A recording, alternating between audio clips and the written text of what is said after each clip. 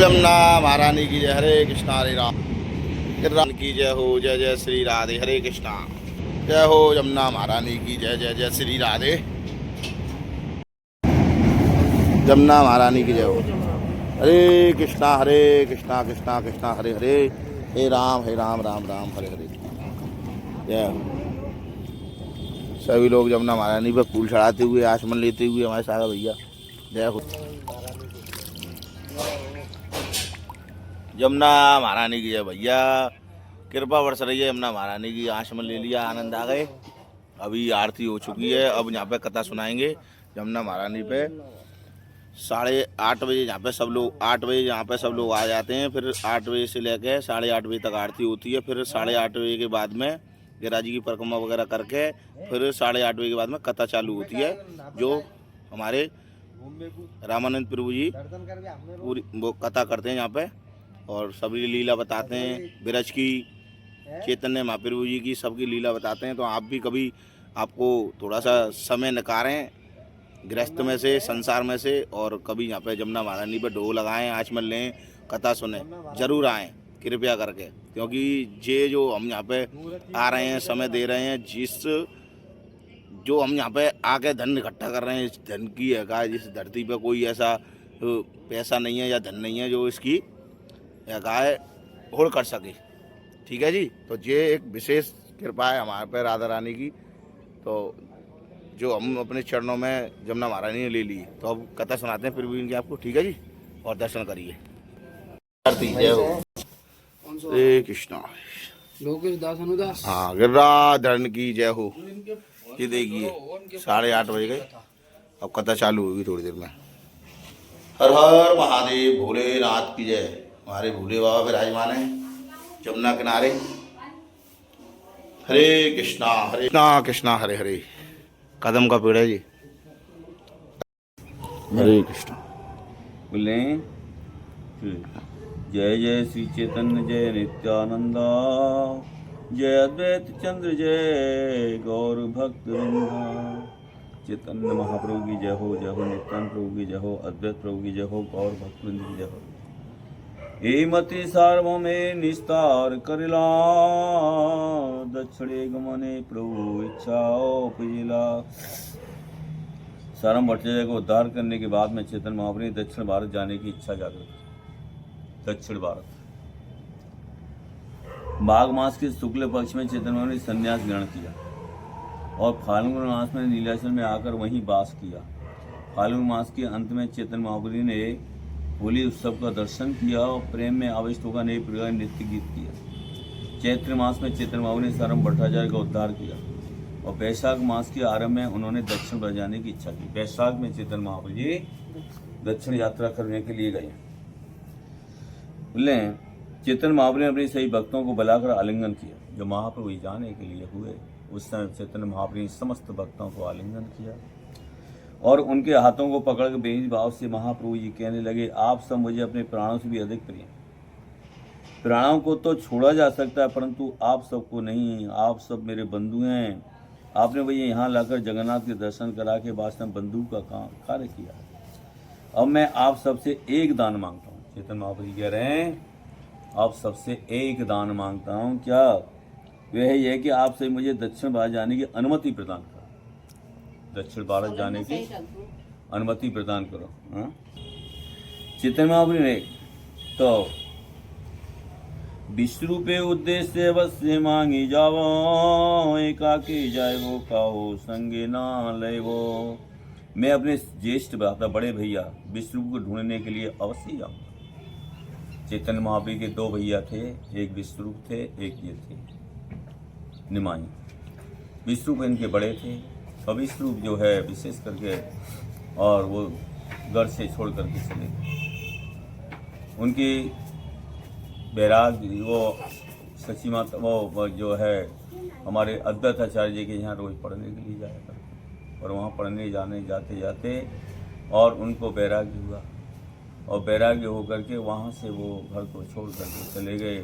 सची माता बहुत दुख और बहुत कष्ट पाई। जगन्नाथ मिश्र बहुत दुख और कष्ट पाए। चेतन महाप्रभु बोलते थे मैया के लिए, मैया आप चिंता मत करो, मैं तो हूँ, मैं तो आपको देखूंगा। मैं आपकी सब तरह से जो है आपकी सेवा करूँगा। इस तरह महाप्रभु जी जो है निमाई अपनी मैया के लिए सांत्वना देते। मैं अपने ज्येष्ठ अकेले ही जाऊंगा, किसी को साथ नहीं लूंगा। चैतन्य महाप्रभु के लिए मैं अकेले ही जाऊंगा, साथ किसी को नहीं लूंगा। जब तक मैं रामेश्वर से लौटकर नहीं आ जाता तब तक आप सब नीलाचल में ही रहना, कोई इधर उधर। मैं लौट के आऊँगा और तुम कहाँ रहना, नीलाचल में रहना। यद्यपि चैतन्य महाप्रभु विष्णु के प्रभु के प्रगट लीला के स्मरण आदि की सही बातों को जानते हैं, दक्षिण भारत का उद्धार करने के लिए उन्होंने छलपूर्वक ऐसा कहा। वो जानते नहीं, वो तो भगवान है, अंतर्यामी है, कटकट में वासी है, वो क्या नहीं जानते। वो उनके भैया विष्णु वो जानते नहीं कि वो चले गए, शरीर छोड़ दिए, वो चले गए और वो जो है अपनी लीला को स्मरण कर लिए विष्णु, वो जानते हैं। फिर भी एक जाने का बहाना था, चैतन्य महाप्रभु जाने का बहाना था। और महाप्रभु सर्वज्ञ हैं, विष्णु को कि उससे पहले ही सिद्धि प्राप्त हो चुकी है, इसी विषय में वे पहले से ही सब कुछ जानते हैं। परंतु दक्षिण भारत का उद्धार करने के लिए उन्होंने यह छल किया, मैं विष्णु को ढूंढूंगा। चैतन्य महाप्रभु की बात को सुनने मात्र से ही सभी का मन बहुत दुखी हो गया कि प्रभु हमको छोड़ करके चले जाएंगे। जिससे प्रेम होता है ना, इसके लिए बड़ा कष्ट होता है, बहुत कष्ट होता है। साथ में रहने से जो आनंद खुशी होती है, अगर वो चले जाते हैं तो हृदय फट जाता है, टूट जाता है। कृष्ण जब व्रत छोड़ करके गए थे, कैसी परिस्थिति सब ब्रजवासियों की हो गई। जब चैतन्य महाप्रभु संन्यास लेकर गए तो कैसी सबकी स्थिति हुई।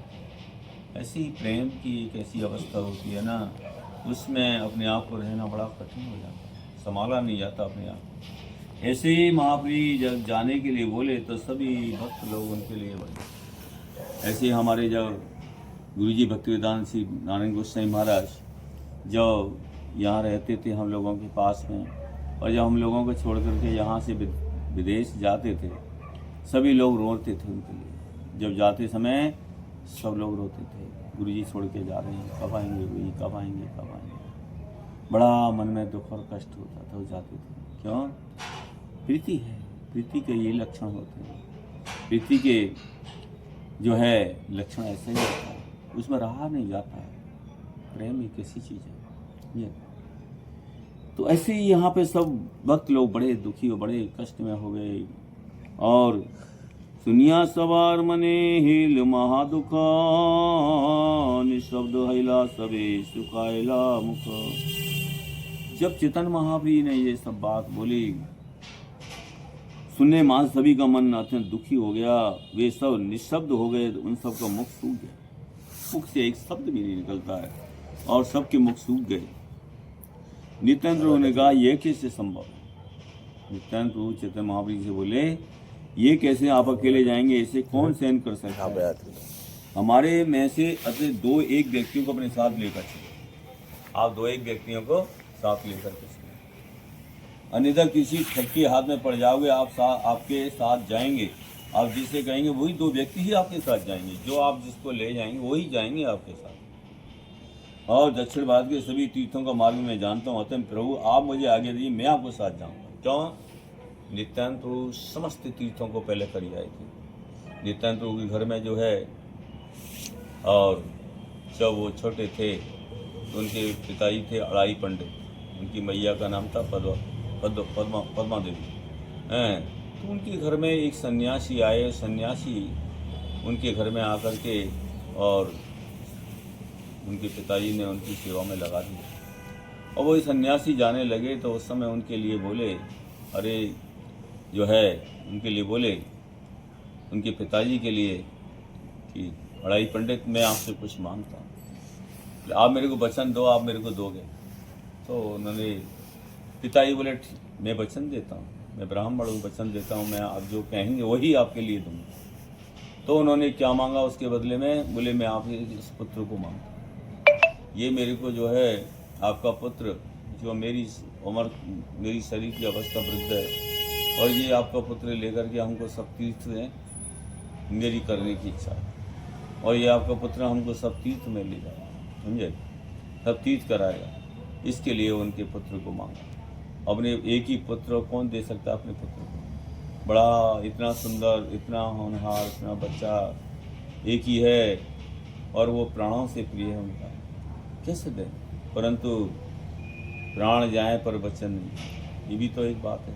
प्राण जाएं पर वचन नहीं। उन्होंने जब वचन दिया तो उनके लिए क्या किया?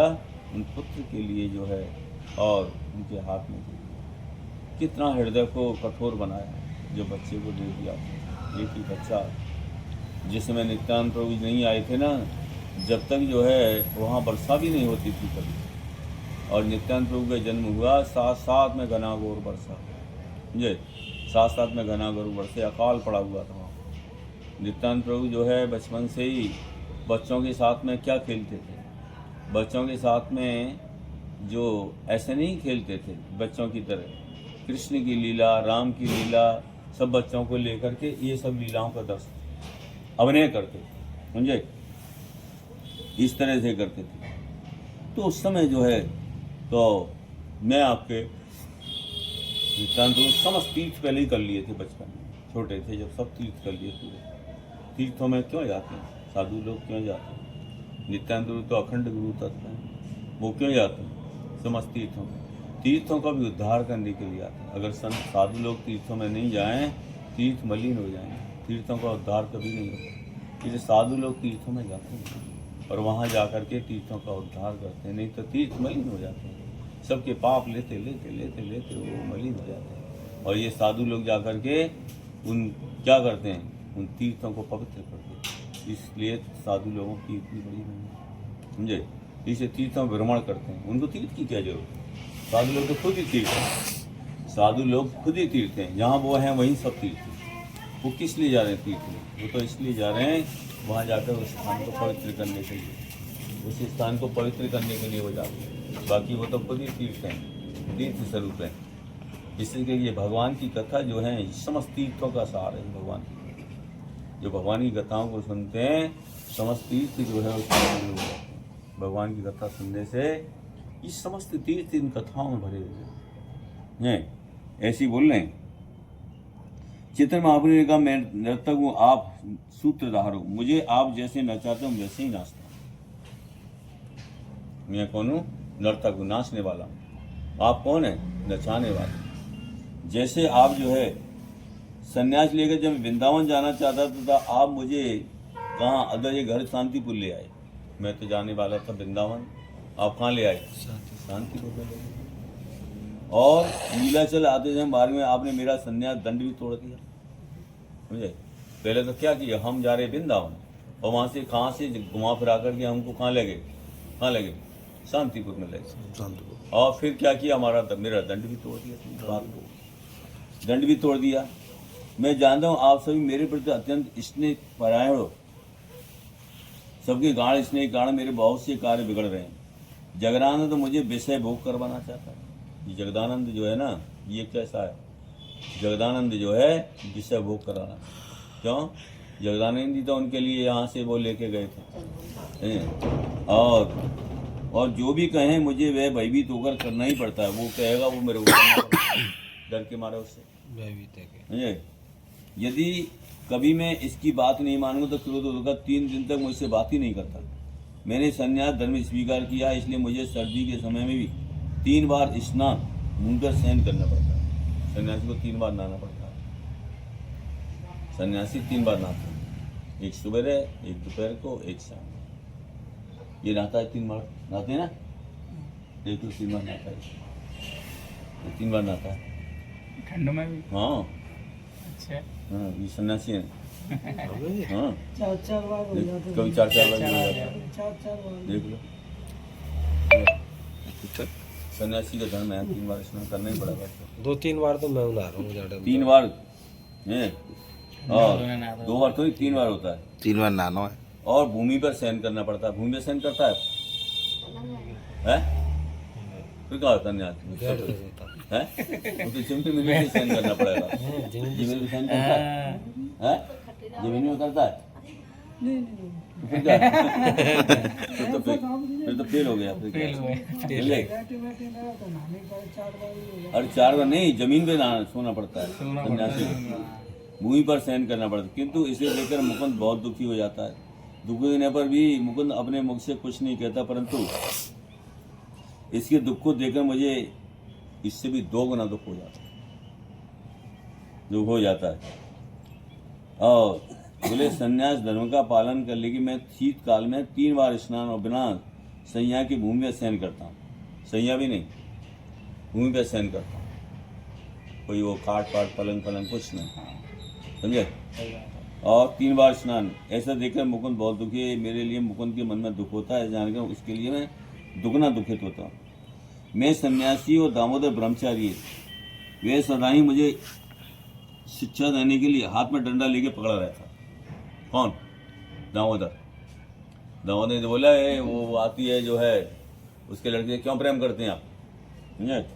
वो क्या करता है, यदि वे सदा ही मुझे शिक्षा देने के लिए हाथ में डंडा लेके पकड़े, यह सोचता है कि किसके से ऐसा व्यवहार करना है ये मैं नहीं जानता, इसे मेरा स्वतंत्र व्यवहार ही अच्छा नहीं लगता, समझे।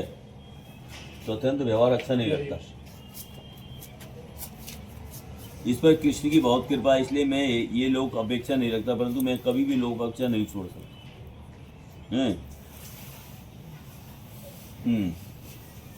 दामोदर पंडित आदि के प्रति कृष्ण कृपा अधिक होने के कारण ये लोगों की अपेक्षा न करके मुझे अनेक प्रकार के प्रश्नों को भोग कराना चाहते हैं। मैं दीन सन्यासी हूँ, लोक अपेक्षा को नहीं छुपाने के कारण मैं संत के अनुसार व्यवहार करता हूँ। इसलिए तुम सब नीलाचल में रहो और मैं कुछ दिन अकेले तीर्थ भ्रमण करना चाहता हूँ। तीर्थ भ्रमण करूंगा कुछ दिन अकेले।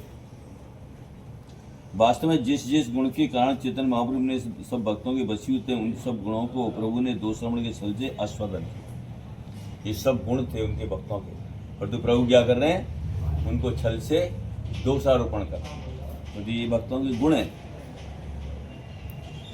चैतन्य भक्त वात्सल्य अकथ्य कथन, अपने वैराग्य दुख करे न सहन।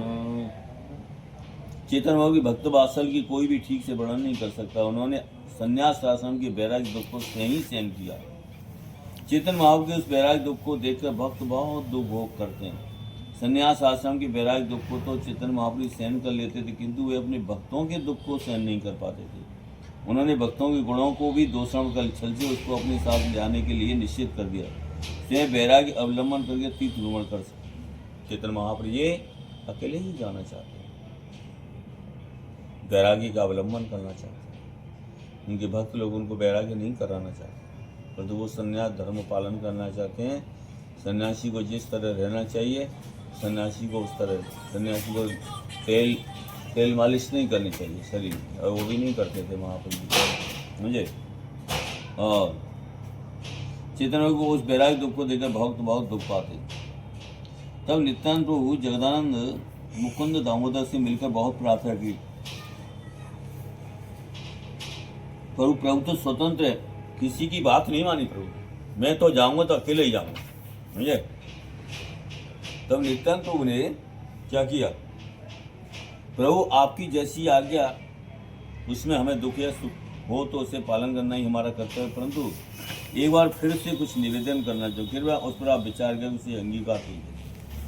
ठीक है, आप स्वतंत्र हैं, कुछ भी आप जैसा कर सकते हैं, हम आपके ऊपर क्या बोल सकते हैं।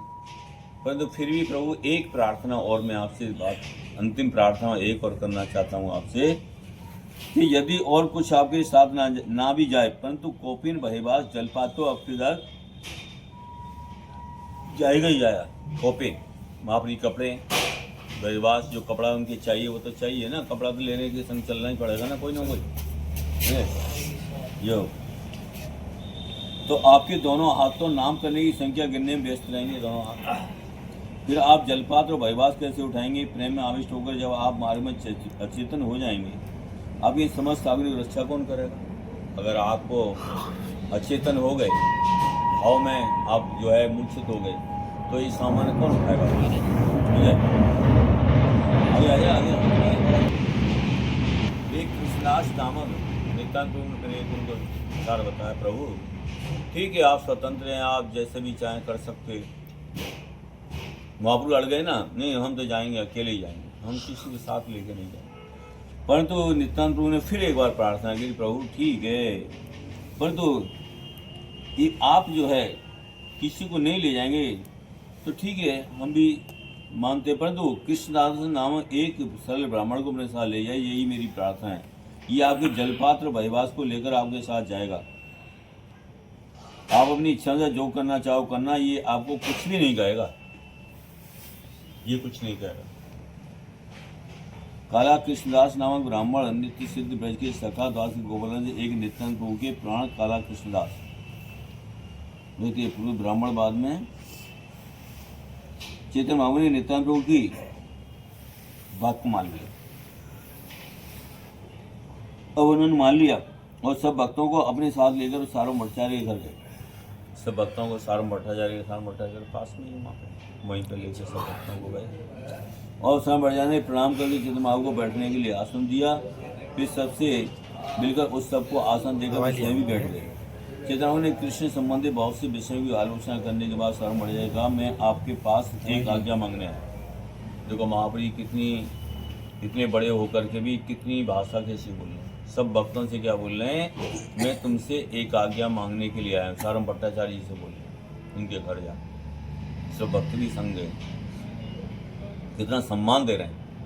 ऐसे किसी से प्रीति युक्त व्यवहार करने से सब अपने बन जाते हैं, समझे। और किसी से तुम जो है व्यवहार रूखा सूखा करोगे तो कोई प्रीति नहीं करेगा।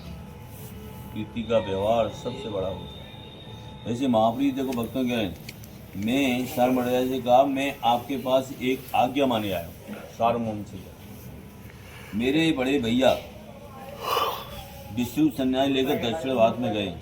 मैं अब अवश्य उन्हें ढूंढने जाऊँगा, अतः आप मुझे आज्ञा दीजिए, मैं अवश्य दक्षिण जाऊँगा और आज्ञा से सकुशल लौटा।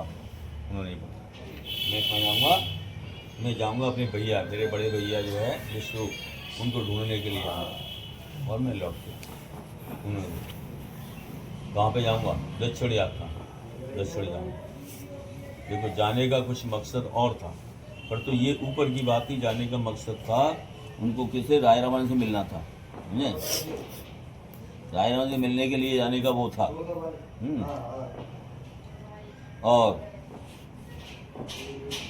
चेतन भाई बात सुनकर समय बढ़ जाता दुखी हुए और महाप्रभु के चरण पकड़कर दुख कहने लगे, बहुत जन्मों के पुण्य फल के कारण तो मुझे आपका संग प्राप्त हुआ। देखो सारम भट्टाचार्य जी कितने दीनतापूर्वक रोने लग गए, आंख में आंसू आ गए, प्रभु आप छोड़ते कितने बतला रहे हैं जो है, कितने जन्मों के फल पुण्य फल के कारण मुझे आपका संग प्राप्त। परंतु आप इस संग को विधाता अब भंग करना चाहता है। यदि मेरे मस्तक पर वज्रपात हो जाए, कहाँ पड़ जाएगी, मेरी मस्तक वज्रपात हो जाए अथवा मेरा पुत्र भी मर जाए, देखो कितने बोले, मेरा पुत्र भी मर जाए, मेरे सिर भी वज्रपात हो जाए, तब भी उसे मैं सहन कर लूँगा, उसे मैं सहन कर सकता हूँ, परंतु आपका वियोग सहन नहीं कर पाऊँगा। तो प्रेम कैसा होता है, प्रीति किसको कहते हैं।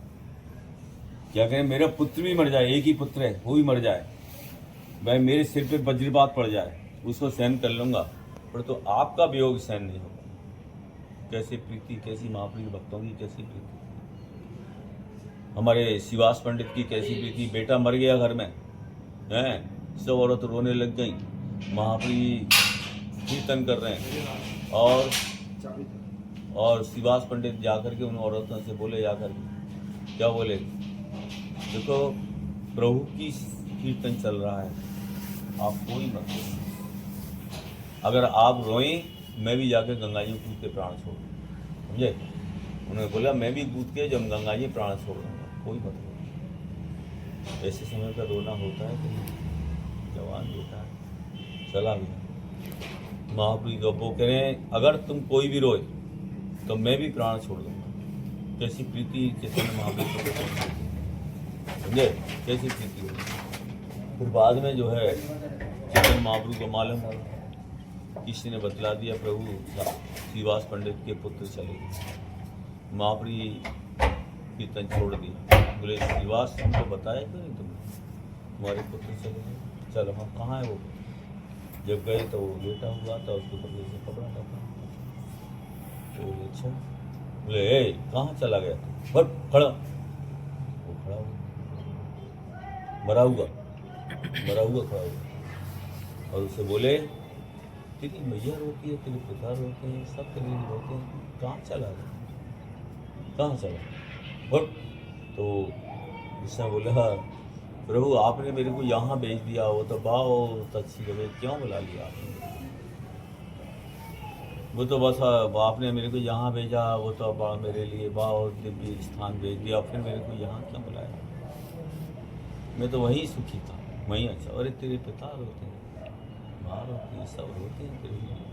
बोले प्रभु ये कितने बार मेरे पिता बने, मैं इनके कितने बार पिता बना, ये तो संसार चल रहा है, समझे। मैं तो बहुत अच्छी जगह चला गया, वहाँ से क्यों कह बोले तेरे पिता रोते हैं, कौन किसका पिता, कौन किसका, समझे।